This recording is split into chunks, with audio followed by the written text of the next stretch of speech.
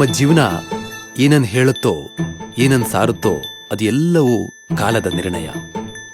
ಕಾಲ ನಮ್ಮ ಗುರಿಗೆ, ನಾವು ಏರಬಲ್ಲ ಗರಿಗೆ ಸದಾ ನಮಗೆ ಸಾಥ್ ನೀಡ್ತಾ ಬರುತ್ತೆ.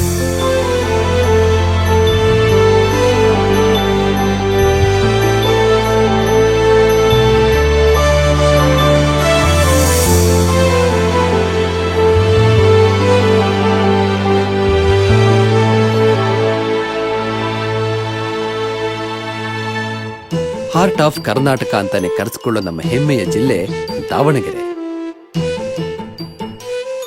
ನಾವು ಬದುಕೋದಕ್ಕೆ, ಜೀವನ ಮಾಡಲು ಇದ್ದದ್ದು ದನ ಕೂಡುವ ಕುಟ್ಟಿಗೆ ಮನೆ. ಗೌರ್ಮೆಂಟ್ ಕೆಲ್ಸನೇ ಬೇಕು ಅಂತ ಹೋಗಿ ಸೇರ್ಕೊಂಡವ್ರೆ. ಊರವ್ರಿಗೆಲ್ಲ ಅಕ್ಕಿ ಕೊಡ್ತಾರೆ, ಮನೆಗೊಂದ್ ಮೂಟೆ ಅಕ್ಕಿ ತರಲ್ಲ. ತುಂಬಾ ಸ್ವಾಭಿಮಾನಿ ಕಣೋ ನಿಮ್ಮಪ್ಪ. ಓದ ವಿಷಯದಲ್ಲಿ ಆಸಕ್ತಿ ತುಂಬಾನೇ ಇತ್ತು. ಆ ಆಸಕ್ತಿಗೆ ಕಾರಣ ಜೀವನದಲ್ಲಿ ಏನಾದ್ರೂ ಮಾಡ್ಬೇಕೆಂಬ ಹಠ. ಅಮ್ಮ, ನಾ ಪಾಸ್ ಆದೆ. ಹಾಗಾದ್ರೆ ನೀನು ಚೆನ್ನಾಗ್ ಓದಿ ಸರ್ಕಾರಿ ನೌಕರಿ ತಗೋ. ಸರ್ಕಾರಿ ನೌಕರಿ ತಗೊಂಡ್ರೆ ನಮ್ಮನೆ ಅಷ್ಟೇ ಚೆನ್ನಾಗಿರುತ್ತಲ್ಲಮ್ಮ. ಆದ್ರೆ ನಮ್ ತರ ಎಷ್ಟೊಂದ್ ಜನ ಇದಾರಲ್ಲಮ್ಮ, ಅವ್ರನ್ನೆಲ್ಲ ಚೆನ್ನಾಗಿರಂಗ್ ಮಾಡ್ತೀನಮ್ಮ. ಒಬ್ಬ ವಿದ್ಯಾರ್ಥಿ ಸೃಷ್ಟಿಯಾದ್ರೆ ಸಾಕು, ಒಂದಷ್ಟು ಜ್ಞಾನದ ವಹಿವಾಟಾಗುತ್ತೆ ಅಂತ ನಮ್ಮ ಗುರುಗಳು, ನಮ್ಮ ತಂದೆ ಹಾಗೂ ನಾನು ಓದಿದ ಹಲವಾರು ಪುಸ್ತಕಗಳು ನನಗೆ ತಿಳುವಳಿಕೆ ನೀಡಿತು. ಪ್ರಯತ್ನ ಮಾಡೋದು, ಬೀಳೋದು, ಮತ್ತೆ ಹೆಂಗೆ ಪುಟಿದೆದ್ದು ಜೀವನದಲ್ಲಿ ಮುಂದುವರಿಬೇಕು ಅನ್ನೋದು ನಾನು ಕಲಿತೆ. ವಿನಯ್ ಫೋನ್ ಮಾಡಿದ್ನಾ? ಬೆಳಗ್ಗೆ ಮಾಡಿದ್ದ. BSc ಮಾಡ್ಬೇಕು ಅಂತ ಹೇಳ್ತಿದ್ದ. ಸರಿ. ಆ ಟೈಮಲ್ಲಿ ಸೈಂಟಿಸ್ಟ್ ಆಗೋ ಒಂದು ಆಸೆ ಇತ್ತು. ಹಾಗಾಗಿ BSc ಜೆನೆಟಿಕ್ಸ್ ನ ಅದಕ್ಕೂ ಕೂಡ ದುಡ್ಡಿರ್ಲಿಲ್ಲ. ಅಲ್ರಿ, ಎಲ್ರು BE MBBS ಮಾಡೋಕೋ ಅಥವಾ ಫಾರಿನ್ ಯೂನಿವರ್ಸಿಟಿಲಿ ಡಿಗ್ರಿ ಮಾಡೋಕೋ ಲೋನ್ ಬೇಕು ಅಂತ ಬಂದ್ರೆ ನೀವು BSc ಮಾಡೋಕ್ ಲೋನ್ ಕೇಳ್ತಾ ಇದ್ದೀರಾ? ಅದು ಪೂರಕವಾದ ವಾತಾವರಣ ಇರಲಿಲ್ಲ. ಇಂಟೆಲೆಕ್ಚುಯಲಿ ಸ್ಟಿಮ್ಯುಲೇಟಿಂಗ್ ಅಂತ ಹೇಳ್ಬೋದು. ನನಗಿನ್ನೂ ಹೆಚ್ಚಿನದಾಗಿ ರಿಸರ್ಚ್ ಮಾಡಬೇಕು, ಓದಬೇಕು ಅನ್ನೋ ಒಂದು ಆಸೆ ಇತ್ತು.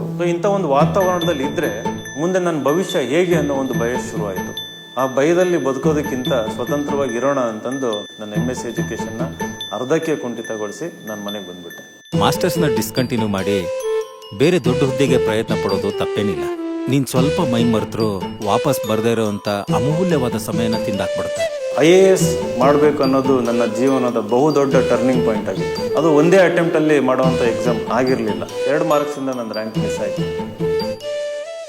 ಇವತ್ತು SSLC ಫೇಲ್ ಆದ್ರೆ ಮಕ್ಕಳು ಸೂಸೈಡ್ ಮಾಡ್ಕೊಂತಾರೆ. ಸಾವು ಯಾವುದಕ್ಕೂ ಸೊಲ್ಯೂಷನ್ ಅಲ್ಲ. ನನ್ನ ಮಗ ಬಂದು ಅಪ್ಪ ನಾನು PDO ಪಾಸ್ ಮಾಡಿದ್ದೀನಿ ಅಂತ ಹೇಳಿದಾಗ ನಾನೇನು ಮಾತಾಡಕ್ ಆಗದೆ ಹಾಗೆ ಬಂದ್ಬಿಟ್ಟೆ. ಅಯ್ಯೋ, ನಿಮ್ಮ ಗರಿ ತುಂಬಾ ಸ್ವಾಭಿಮಾನಿ. ಅಪ್ಪ ಅಮ್ಮನ್ಗೆ ಹೊರೆ ಆಗದೆ ತನ್ಗೇನ್ ಬೇಕೋ ಅದನ್ನ ಪಡ್ಕೊಂಡು ತನ್ ಗುರಿ ಕಡೆ ಹೋಗ್ತಾ ಇದ್ದಾನೆ.